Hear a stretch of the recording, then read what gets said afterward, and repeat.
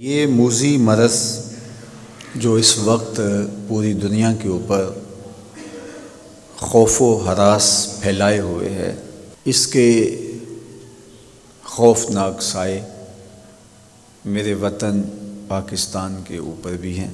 جب انسان اس طرح کے حالات سے دوچار ہوتا ہے تو پھر ہمارا دین اسے احتیاطی تدابیر اختیار کرنے کی تلقین کرتا ہے کہ وہ احتیاطی تدابیر کے ذریعے اپنے معاملے کو صاف کریں، اچھا کریں، ستھرا کریں۔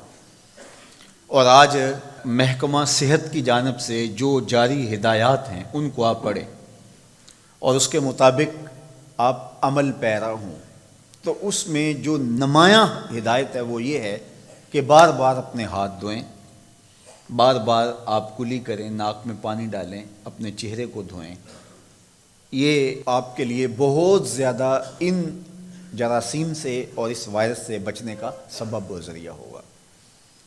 اور میں کہتا ہوں کہ یہ چیز تو ہمارے دین نے ہمیں صدیوں قبل وضو کی شکل میں عطا کی۔ صدیوں قبل وضو پر وضو کرنا ہمارے دین نے ہمیں سکھایا ہے۔ نماز کے لیے وضو شرط ہے، اور وہ ایک وضو بھی اگر آپ کا 5 نمازوں کے لیے کفایت کرتا ہے تو ٹھیک ہے، لیکن اگر تم ہر نماز کے ساتھ نئے سرے سے وضو کرو، وضو کے باوجود وضو کرو، تو یہ وائرس سے نجات کا ایک ایسا نسخہ ہے جو صدیاں قبل آمنہ کے لال نے ہمیں عطا کیا۔ تو یہ ہمارا دین ہمیں سکھاتا ہے۔ میں کہتا ہوں کہ سائنس آج بھی سوالی بن کے محمد کی چوکھٹ پہ کھڑی ہے، حضور کی دہلیز پہ کھڑی ہے۔ دوسری بات، جب وبائیں پھیلتی ہیں، بیماریاں پھیلتی ہیں تو انسان متاثر ہوتے ہیں، تو اس عقیدے پر کبھی بھی ضعف نہ آنے پائے کہ کل من عند اللہ، جو کچھ ہوتا ہے وہ اللہ کی طرف سے ہوتا ہے۔ اللہ کے اذن کے بغیر ایک پتا بھی جنبش نہیں کرتا۔ ہمیں اگر کوئی بیماری لاحق بھی ہو جائے تو وہ اللہ کے اذن کے بغیر نہیں ہوتی، اور اس بیماری سے موت کا وقوع پذیر ہونا اللہ کے اذن اور اس کی اجازت کے بغیر نہیں ہوتا۔ اور وہ اگر چاہے تو ہماری حفاظت فرمائے، اور اگر وہ چاہے تو اس بیماری سے آغوش موت میں ہم اتر جائیں۔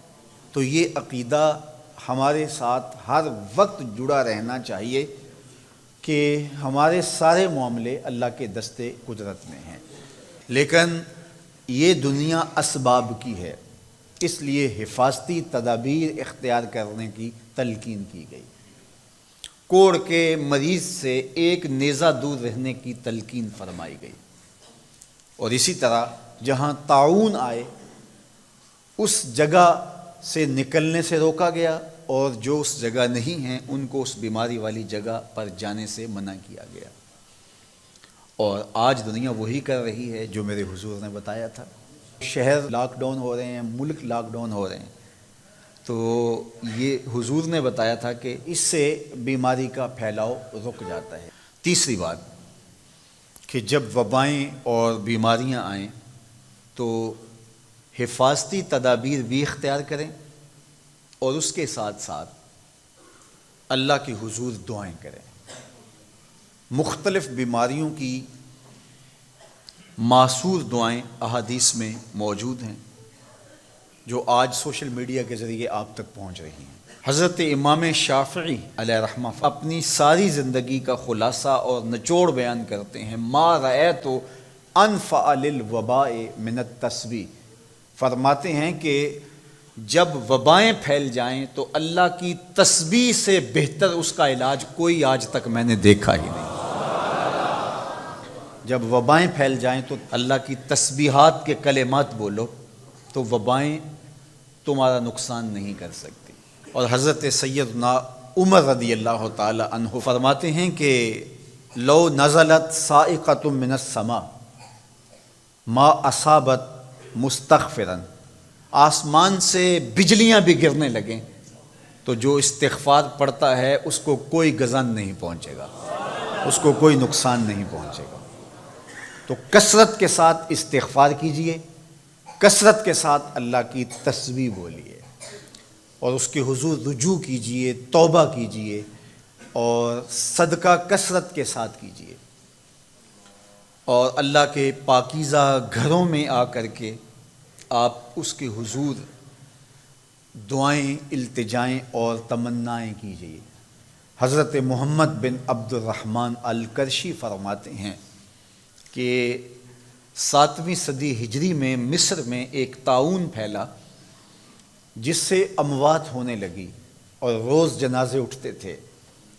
لوگ گھروں میں تھے تو بیماری گھروں پہ دستک دیے بغیر داخل ہوتی تھی اور جنازے اٹھتے تھے، لوگ پریشان ہو گئے۔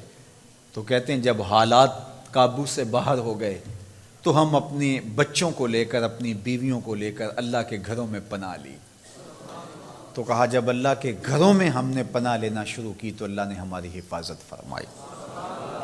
تو مسجدیں اللہ جل شانہ کے پاکیزہ گھر ہیں، اور مسجدوں کے اندر اس کے حضور آ کے رجوع کریں، گڑ گڑائیں، معافی مانگیں۔ یہ موقع خاص طور پہ غرباء کی اعانت اور مدد کا ہے۔ امراء تو 2 3 مہینے کا راشن گھر میں لا کے جمع کر کے بیٹھ گئے، لیکن دوسری جانب وہ غرباء، وہ لوگ جو روز کی روٹی کماتے ہیں اور روز اپنے بچوں کا پیٹ بھرتے ہیں، اب جب روزگار بند ہوئے اور ملک میں لاک ڈاؤن ہو گیا تو ان کے لیے وہ اسباب، وہ ذرائع رزق کے حصول کے بند ہوئے، تو وہ بھوک سے اگر مر جائیں تو یہ اس وائرس سے زیادہ دردناک وائرس نہیں ہے، چونکہ لوگوں کو وہ وائرس نظر آتا ہے جو میڈیا دکھاتا ہے۔